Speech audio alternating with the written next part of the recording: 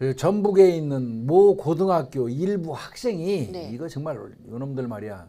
지난 2년 동안 친구들 앞에서 네. 교사한테 네. 죽여버리겠다. 가족까지 찢어 죽인다. 아우 말이 너무 심해요. 예. 우리는 미성년자이기 때문에 형사처벌 안 받으니까 괜찮다는 협박성 발언을 반복했다는 거예요. 그래서 이들을 지켜볼 수 없었던 다른 학생들은 해당 교사에게 네. 자발적으로 문제 학생들의 협박을 알리고 네. 목격자 사실 확인서도 그러니까 옆에 학생들이 애들이 도와준 거예요. 듣다. 예, 예. 그거 작성했다고 해요. 그런데 이 피해 교사가 극심한 스트레스에 방검복을 입고 출근했대요. 얼마나 그냥 그게 기가 찬 얘기예요. 이거 기가 찬 얘기.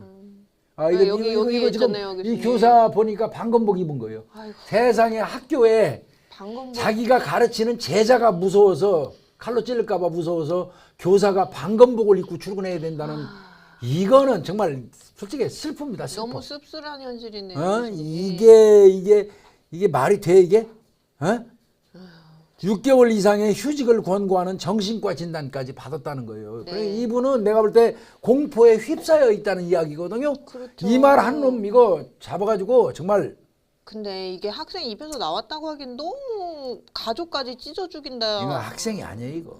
응? 너무 심한 말이네. 그래서 이제 이 교사 요청으로 그 교권보호위원회에서 가해 학생들이 이제 아마 사과하고 싶어했다는 이유로 경미한 처분을 내렸다 그랬는데 애들이 잘못됐으니까 교사분한 선생님한테 사과할게요. 예. 그 얘기 듣고 아주 경미한 처분을 애들한테 내렸다는 거예요. 또 안 교수님, 됩니다. 이거 이렇게 돼서는 안 돼요. 이게 이제 응? 그 분리 조치 같은 것도 전혀 이게 방검복 입고 출근할 정도면 굉장히 지금 불편감, 불안감, 공포감을 아이, 느낀다는 거거든요. 공포를 느낀 거예요. 공포. 근데 이제 분리 조치 안 되고 음. 병가 신청도 안 받아줬대요. 이거는 안 돼요. 응? 아까 정신과 진단이 있었잖아요. 휴직 권고하는. 그래서 그걸로 아마 토대로 신청을 했던 것 같은데 특별휴가나 병가 신청이 받아들여지지 않았대요.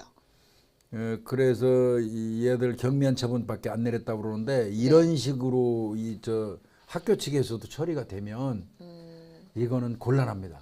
그러게 말이에요. 세상에 스승이 제자가 무서워서 방검복을 입고 출근한다면 우리나라 이거 끝장난 거예요. 대한민국 교육은 끝장난 겁니다. 이거. 그러게 말이에요. 대한민국은 교육으로서는 더 이상 얘기할 자체가 없는 나라가 돼버린 거예요.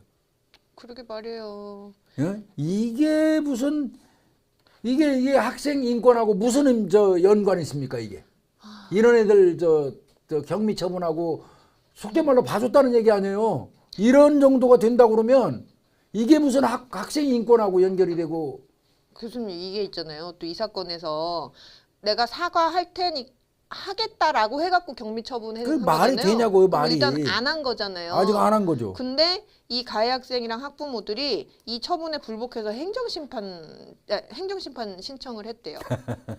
그러니까 종국적으로는 결국은 사과도 못 받은 거예요. 그러네. 그래서 피해 교사가 학생이랑 학부모한테 민형사상 소송을 제기당한 상태래요. 제기한 상태. 제기한 상태래요. 이 정도 되면 근데 나는 그렇습니다.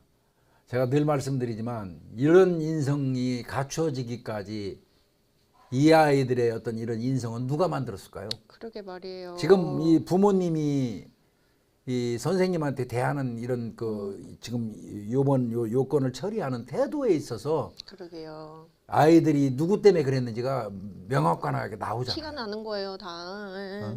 내 자식이 스승한테 예전에 부모 스승의 그림자도 안 밟는다고 그랬는데 스승한테 이런 행동을 했다 그러면 네. 정말 내 탓이요 가슴을 쳐야 돼요. 맞아요. 내가 잘못 가르쳤다고 가슴을 쳐가면서 정말 이걸 어떻게 하면 좋을까요 선생님하고 대성통곡해도 시원찮은데 오히려 자식 편 들어가지고 나서서 행정심판소송이나 하고 앉아있고 그걸 그 모습을 부모의 그 모습을 본 이 자녀들이 과연 앞으로 개과천선하고 그러니까요. 앞으로 우리 사회의 건전한 일원으로 살아갈 수 있을까요? 그러게 말이에요. 이게 교수님 2년 전에요. 무슨 훈육하는 과정에서 무슨 약간 에피소드 같은 게 있었던 것 같아요. 서로 마음이 좀 상하는. 어쨌든 그런 일로 그 학생들이 과거에 선생님을 신고한 적이 있었대요. 예, 그런데 뭐 물론 이제 우리가 양측 얘기를 다 들어본 건 아니니까 잘 모르겠지만 어쨌든 그 노조 측에서는 그 신고한 것도 좀 허위 사실들이 좀 많이 확인된다.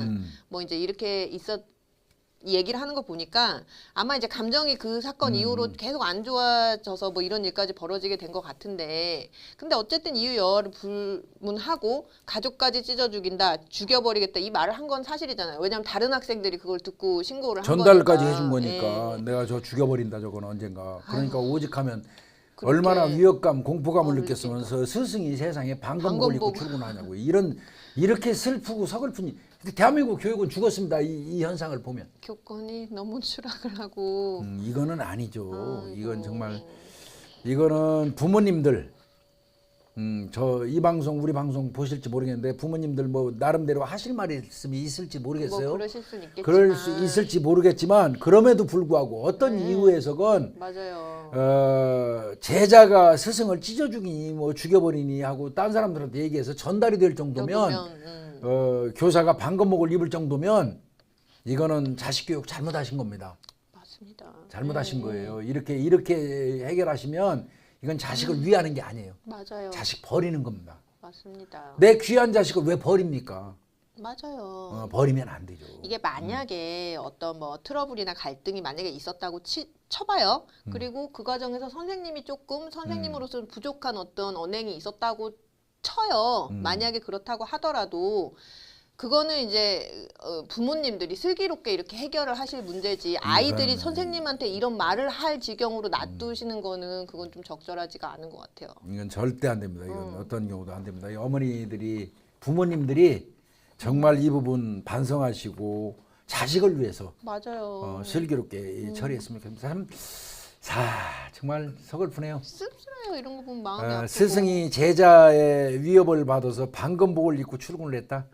참 본인도 스스로 기가 찰 겁니다. 그러게 말이에요. 이렇게까지 해서 내가 먹고 살아야 되나? 애들 가르쳐야 되나? 이런 생각 어떻게 보면 참 스스로 참 비참한 기분 들었을 것 같아요. 그러실 수 있을 것 같아요. 예. 에이, 정말 아이고. 좀 한번 생각해 볼 필요가 있겠다는 생각이 듭니다.